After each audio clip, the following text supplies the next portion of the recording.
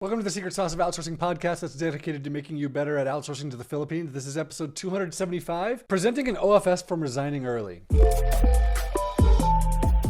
So I got this email from Virginia, which is another question I get asked kind of often about hiring an OFS. Here's what she says. We seem to be getting a lot of great potential VAs. They all say the right things on the interview, but then we train them for 2 weeks and they leave, or flat out caught them lying when they forgot to mute themselves on Zoom. It's been such a disappointing process. I'm wondering if you can send us some candidates that are reliable, as it takes up so much of our time to train them and we are needing help ASAP. We realize that we might need to slow down on the training process and giving tasks, but they seem to want it as they are quick. Please help. We had a VA last year and she helped us organize the training material. She had to leave as she could not provide full-time work. So there's a couple things going on here.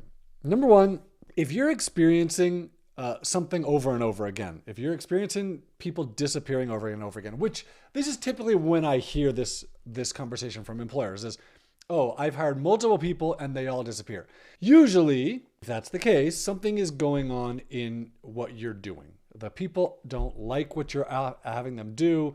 They don't like working for you, which is hard to hear.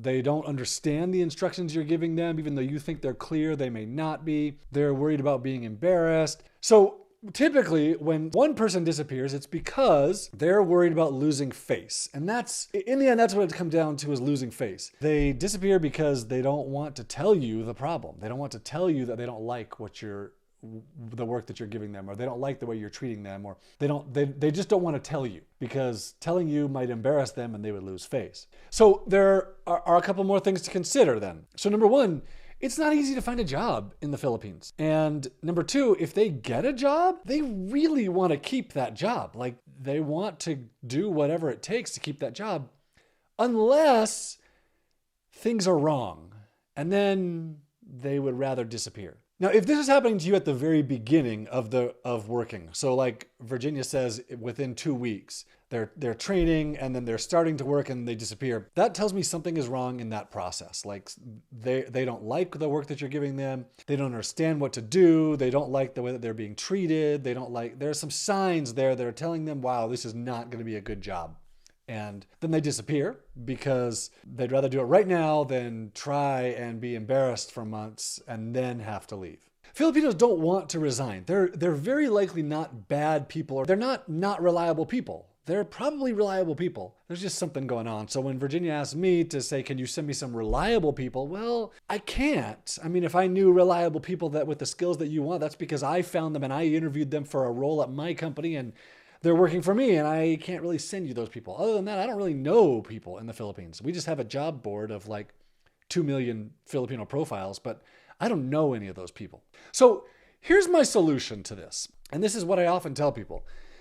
Go back to the people that have quit in a very humble manner, saying something like, I realize that I've done some things wrong and I didn't treat you well. I'm wondering if you would tell me why you resigned. What led you to resigning?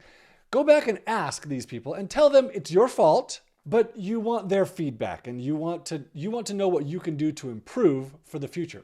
See if they'll respond to you. Some of them may, some of them probably won't. But if you do, you might just get that nugget that will tell you, oh, this is why people are resigning. And they'll tell you, oh, I didn't understand what I was supposed to do and the expectations were really, really high and it wasn't clear what to do. Okay, well, I can fix that. Or, yeah, you were a jerk.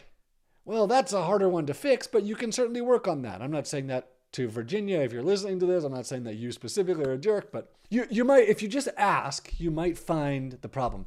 And if you have currently people that are training, you might ask them, hey, I realize I've probably done some things wrong in the past with other people, and I'm hoping I'm not doing it with you, but I wonder if I am. Can you tell me, please don't resign, and tell me what I'm doing wrong? They might tell you.